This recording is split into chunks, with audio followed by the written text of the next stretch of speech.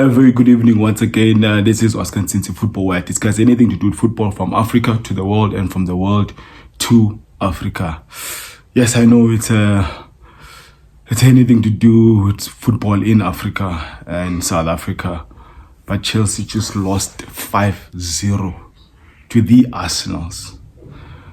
If you are a Chelsea fan out there, don't you think maybe it's just better that American clown, gives the club back to Roman Abramovich?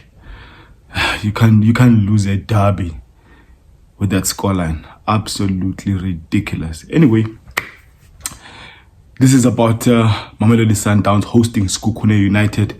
And this is Mamelodi Sundowns' 22nd game of the season. They are currently 56 points. Are leading a second place team, I think, with 13 points. And on this episode, basically just giving 5 points we can learn or we can take out from this matchup. And it will absolutely be criminal for me to begin this episode without actually sending my heartfelt, sincere condolences to Peter Mashata, President Yabasadi, the Soul Session Guru, our MC, our stadium announcer, who sadly passed away some few days ago in Soshanguve. Criminal in this country, in this province is, you know what, we really need the intervention of God. Anyway, I'm not going to waste any time. The very first point I want to mention on this match is that Sekhukhune United, I don't think they deserve, they're getting enough credit from journalists, from soccer people, from soccer lovers. They've done extremely well. I think this is their second season in top flight football, or third season, I'm not sure. Whether second or third, but it's a well-assembled squad.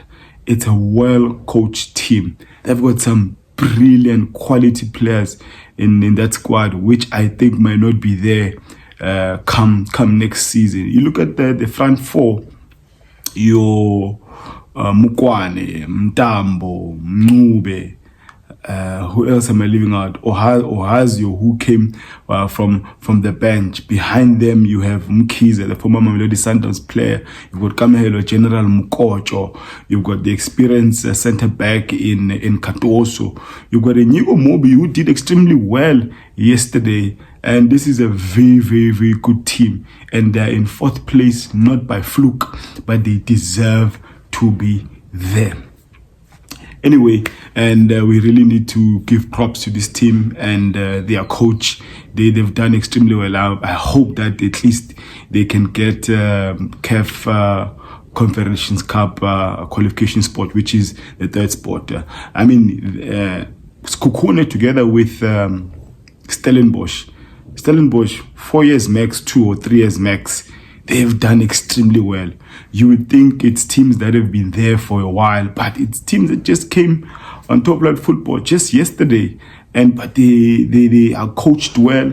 Their scouts are obviously getting good players for the team. And credit to Sekhukhune United. That's the first point. The second point,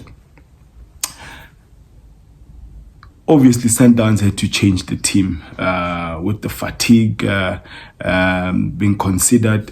So the first 11 was changed, and with that will obviously come a whole lot of new players who have not played for some time. So rustiness was expected from a whole lot of players. Obviously, there are certain balls that are not going to be chased.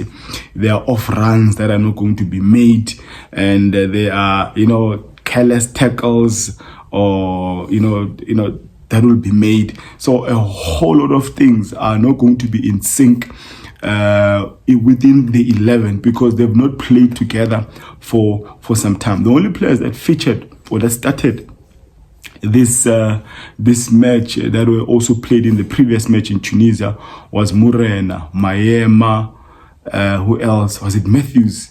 Mayema, Murena, I forgot the others, but Mabue was on the bench on Saturday. So you just we are happy for the win, and more so that we scored goals. I think that's one positive factor about this, but there was rustiness all over. There are players that we've got high expectations of that are really, you actually don't know, are their mindsets in the team, are they somewhere else.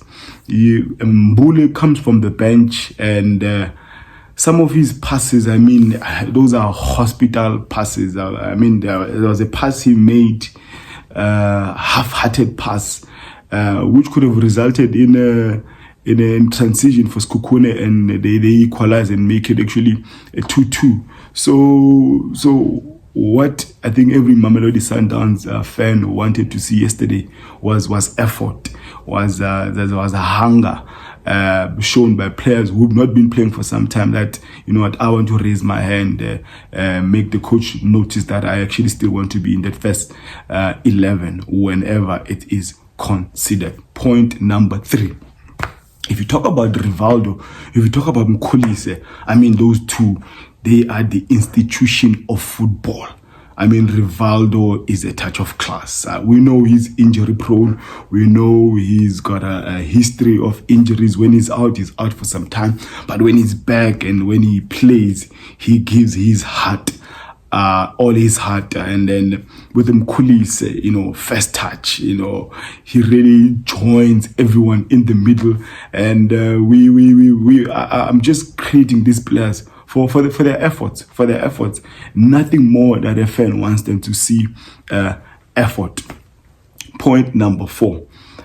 We all have our favorites in our teams. I have my own favorites, but when a player is disliked, especially after a mistake, like a Obri Mudiba, like a Lebo Mabue in the past, but one thing that is absolutely unacceptable, something that I really don't condone, something I also stand up against even when I'm on the stands supporting the team, is when I see a fellow fan actually booing our player.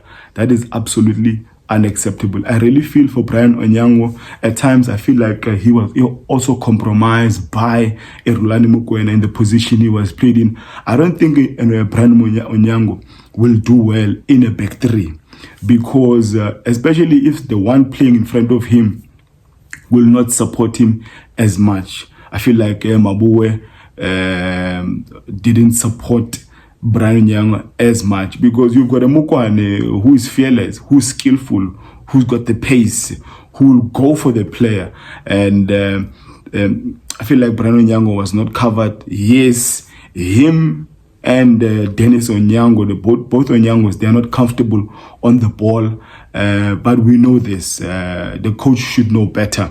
But I'm absolutely against the booing of our players. We are there to support the players, so that they push and get a win, get positive results. I mean, if this is the mentality on a 22nd game, and we are, I mean, all our minds already are on Friday night, the big semi-final second leg against Esperance de Tunis.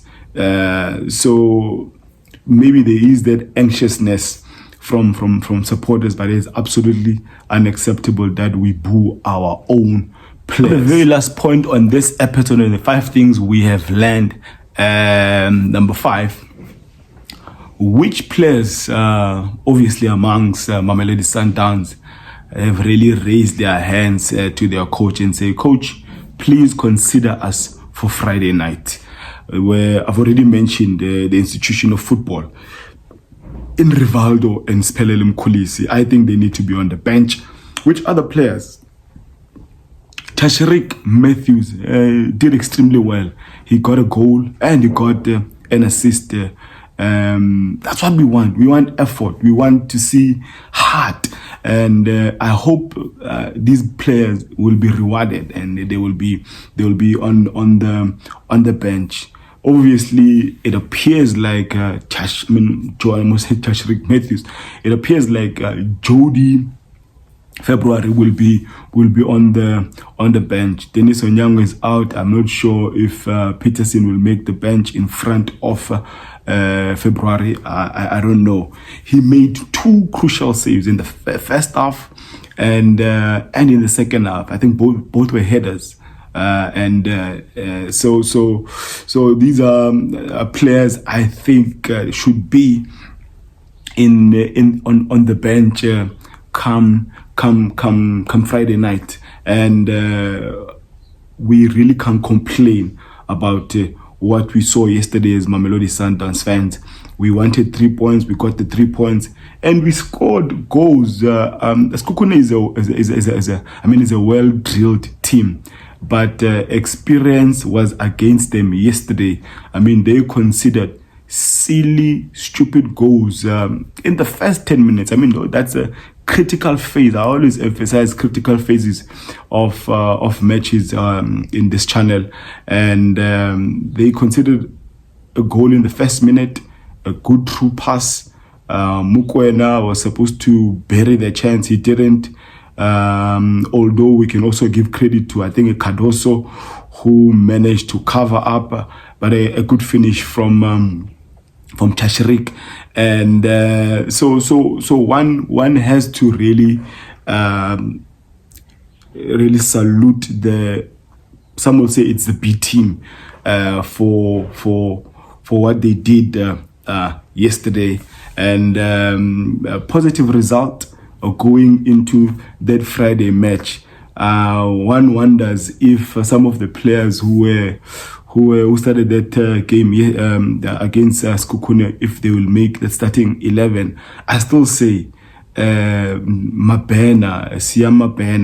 should be on the bench in this CAF Champions League match, especially with the supporters backing him in his home ground. So I'm really praying and hoping that Mabena will be on the bench at least. Murena, we also really need to give credit to this guy. That's one guy who can play every position on the field. Obviously not goalkeeper, but whenever he's asked to fill up in a position, he will not complain, but go there and do his utmost best. Yesterday he played, I think, as a false 9, sometimes as a right winger at times, and then he can play as an 8. Yesterday, I think after the substitution of Onyango, I think he had to go to right back. So a whole lot of good things about Murena with his versatility, and that's the mentality you should have. If you're seeing this face and this content for the very first time, you don't really have to subscribe, but if you are an African football lover, follower, I would really appreciate a thumbs up if you've seen any value in what you've watched, and any other videos you will see coming up on your feeds if you see this content. I really appreciate the support, and may my God bless you all.